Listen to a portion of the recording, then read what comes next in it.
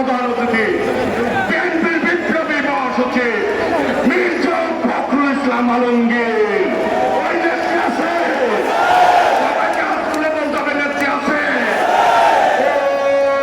ওই সেই নেত্রী খালেদা জিয়া।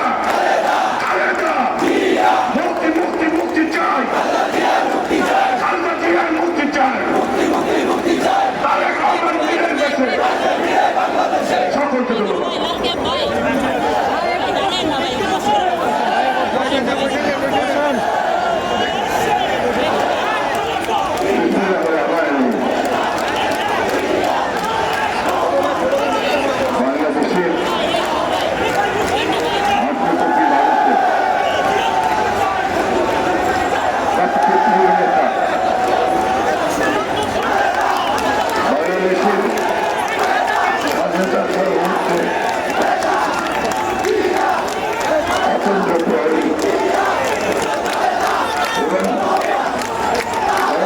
প্রশ্নে যিনি আপত্তি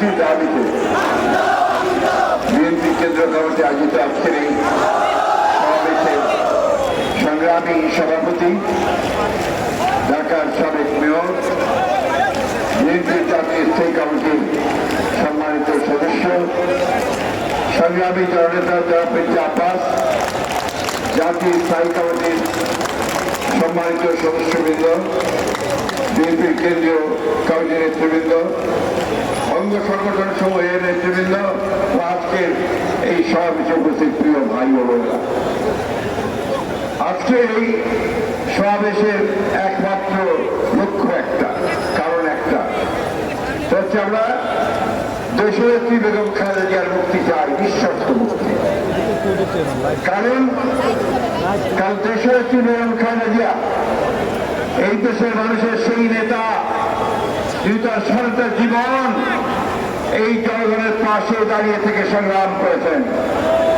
1971 সালে যখন দেশের স্বাধীনতা ঘোষণা করেছিলেন শহীদ প্রেসিডেন্ট জিয়াউর রহমান, সেই দিন সেই রাতে সেই চট্টগ্রামের সেনানিবাসে দেশনেত্রী বেগম খালেদা জিয়াকে যখন সৈনিকেরা এসে জিজ্ঞেস করেছিল যে আমাদেরকে পাকিস্তান অধিনায়ক অস্ত্র সমর্পণ করতে বলছে, আমরা কি করব? তখন শহীদ জিয়া ছিলেন বাইরে, তিনি বলেছিলেন অধিনায়ক না আসা পর্যন্ত তোমরা আত্মসমর্পণ করবে না, আত্মসমর্পণ করবে না। তারপরে শহীদ প্রেসিডেন্ট জিয়াউর রহমান যখন সেই রাতে স্বাধীনতার ঘোষণা দিয়েছিলেন এবং দেশের মানুষকে স্বাধীনতা যুদ্ধে ঝাঁপিয়ে করতে তিনি অনুপ্রাণিত করেছিলেন, সেই রাতে তিনি তার 2 শিশু পুত্রকে নিয়ে তিনি হেঁটে পালিয়ে গিয়ে ঢাকার উদ্দেশ্যে রওনা হয়েছিলেন এবং ঢাকায় গোপনে এসে পৌঁছেছিলেন। তার কয়েকদিন পরেই এই পাকিস্তান সেনাবাহিনী থেকে গ্রেফতার করে পাকিস্তানের সেনানিবাসের কারাগারে থেকে বন্দী করেছিল বন্ধুগণ, এবং স্বাধীনতার পরেই তাকে মুক্ত করা হয়েছিল। সেই জন্য আমি সবসময় বলি যে দেশনেত্রী বেগম খালেদা জিয়া হচ্ছেন এই দেশের প্রথম নারী মুক্তিযোদ্ধা।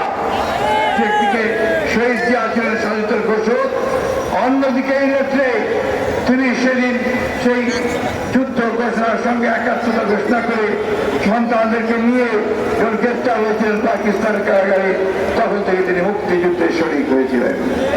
বন্ধুগণ, সেই নেত্রী 1981 সালে শহীদ প্রেসিডেন্ট জিয়াউর রহমান সাহেব শাহাদাত বরণ করেছিলেন। তারপরে তিনি শহীদ জিয়া রেখে যাওয়া সেই জাতীয়তাবাদের পতাকা, স্বাধীনতার পতাকা, গণতন্ত্রের পতাকাকে তিনি তুলে ধরে নিয়েছেন। 9 বছর তিনি সংগ্রাম করেছেন স্বৈরাচারের বিরুদ্ধে এই রাজপথে। এখানে অনেকেই আছেন যারা তার সাথে সেদিন সংগ্রাম করেছেন, লড়াই করেছেন। তিনি সেদিন নিজে পায়ে হেঁটে হেঁটে মিছিলের নেতৃত্ব দিয়েছেন, তাকে গ্রেপ্তার করা হয়েছে, বারবার তাকে নির্যাতন করা হয়েছে।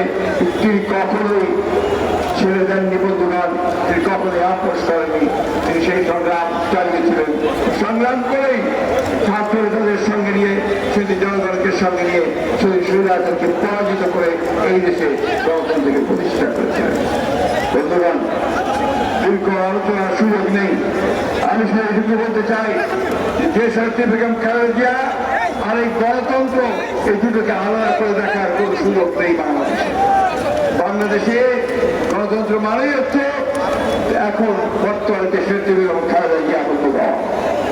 তিনি 1991 সালে যখন তিনি 90 সালে যখন তিনি রাষ্ট্রপতির দায়িত্বে এসেছেন, বিশাল বিপুল ভোটের জয়ের মধ্য দিয়ে প্রধানমন্ত্রী হয়েছেন, তখন তিনি বাংলাদেশের সংসদীয় গণতন্ত্রকে প্রবর্তন করেছেন।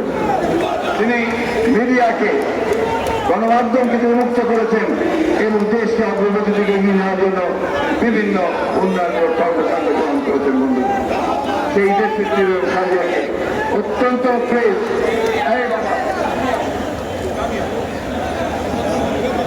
বলি, তোমার শোনো না কেন ভাই? আমাদের বয়স অনেক হয়ে গেছে, আমরা তোর মতো বলার জোর নাই তো আমাদের। Please listen. আমরা এই গণতন্ত্রের জন্য সংগ্রাম করছি দীর্ঘ 15 বছর। আপনাদের মনে থাকা উচিত যে 2018 সালে যখন দেশের নেত্রীর বিরুদ্ধে থেকে সাজানো মামলা তৈরি করে তাকে সাজা দিয়ে দেওয়ার জন্য তারা নিয়ে যায়, সেই 18 সালের ফেব্রুয়ারি মাসের 8 তারিখে সেদিন আপনারা অনেকেই সেদিন রাস্তায় নেমেছিলেন, আমরা নেমেছিলাম। তার কয়েকদিন আগে তিনি বিএনপির অ্যানুয়াল জয়েন্ট মিটিংয়ে রামের হোটেলে তিনি একটি ভাষণ দিয়েছিলেন। সেই ভাষণে তিনি পরিষ্কার করে বলেছিলেন যে আমি জানি আমাকে আপনাদের থেকে বিচ্ছিন্ন করবার ষড়যন্ত্র চলছে, আমাকে আটক করে রাখা হবে এবং গণতন্ত্র আন্দোলনকে স্থগিত করে দেওয়া হবে। আপনারা আমার কথা মনে রাখবেন যে আমি আপনাদেরকে সবসময় অনুরোধ করে যাচ্ছি যে আপনারা যে আন্দোলন থেকে পিছিয়ে যাবেন না, আপনারা রাজপথে নেমে আসবেন, আপনাদের গণতন্ত্রের যে অধিকারের যে আন্দোলন, সেই আন্দোলনকে আপনারা অব্যাহত রাখবেন। বন্ধুগণ, সেই আন্দোলন এখনো চলছে। এই আন্দোলনের আপনারা অনেকে অনেক ত্যাগ স্বীকার করেছেন। আমাদের 60 লক্ষ মানুষের বিরুদ্ধে মিথ্যা মামলা দেওয়া হয়েছে, আমাদের 700 মানুষকে গুম করে ফেলা হয়েছে, আমাদের প্রায় কয়েক হাজার মানুষকে হত্যা করা হয়েছে, এক্সট্রা জুডিশিয়াল কিলিং করা হয়েছে।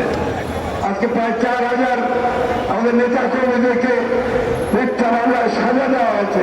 এখানে বসে আছে অনেকে যারা সাজাপ্রাপ্ত, অনেকেই আছেন যারা সাজাপ্রাপ্ত হয়েছেন। আজকে আমাদের ইশরাক, ইঞ্জিনিয়ার ইশরাক এখন পর্যন্ত কারাগারে আটক হয়ে আছে। আমাদের অত্যন্ত প্রিয় নেতা আমাদের আব্দুল সালাম পিন্টু, তাকে আজকে 15 বছর 16 বছর ধরে কারাগারে মিথ্যা মামলা আটক করে রাখা হয়েছে। উৎপত্তিমান বাবরকে আটক করে রাখা হয়েছে। এখন ইরান সহ আরো অনেক নেতাকে কারাগারে আটক করে রাখা হয়েছে। উদ্দেশ্য একটাই বন্ধুগণ, উদ্দেশ্য হচ্ছে যে বাংলাদেশের গণতান্ত্রিককামী মানুষ, গণতান্ত্রিককামী তরুণ যুবক, তাদেরকে গ্রেফতার করে আটক করে তাদেরকে নির্যাতন করে গুম করে দিয়ে এই দেশে গণতন্ত্রকে চিরদিনের জন্য নির্বাসিত করা এবং করেছে তারা তাই। আজকে দেখুন কি গোটা দেশের দিকে তাকিয়ে দেখুন, 3টা নির্বাচন হয়ে গেছে। প্রত্যেকটি নির্বাচনেই তারা তাদের দলকে ক্ষমতা নিয়ে আসার জন্য অনেক কৌশল করেছে। নির্বাচনী ব্যবস্থাকে ধ্বংস করে দিয়ে তারা একতরফা নির্বাচন করার ব্যবস্থা করেছে। প্রথমে করেছে ভোটারহীন 154 জনকে আপনার নির্বাচন ঘোষণা করে দিয়ে একটা পার্লামেন্ট গঠন করেছে।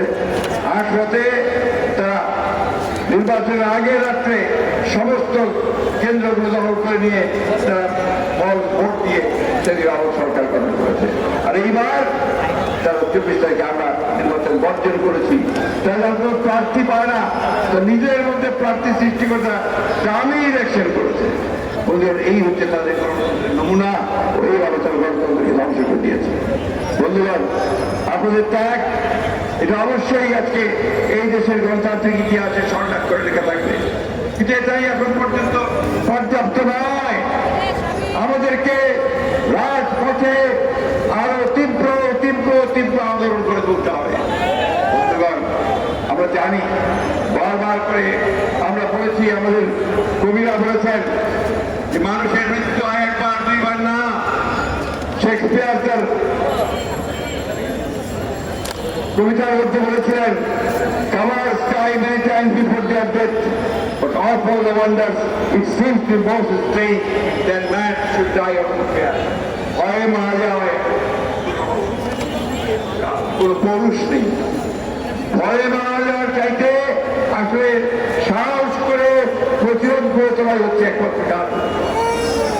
বারবার আমাদের কথা বলতে হচ্ছে এই জন্যে যে আমাকে এই পরিবর্তন যিনি আসে, এই পরিবর্তন কিন্তু শুধুমাত্র আমাদের মতো বয়সী লোকজনদের দিয়ে আসে না, পরিবর্তন আসে তরুণ যুবক শ্রেণীদের মাধ্যমে।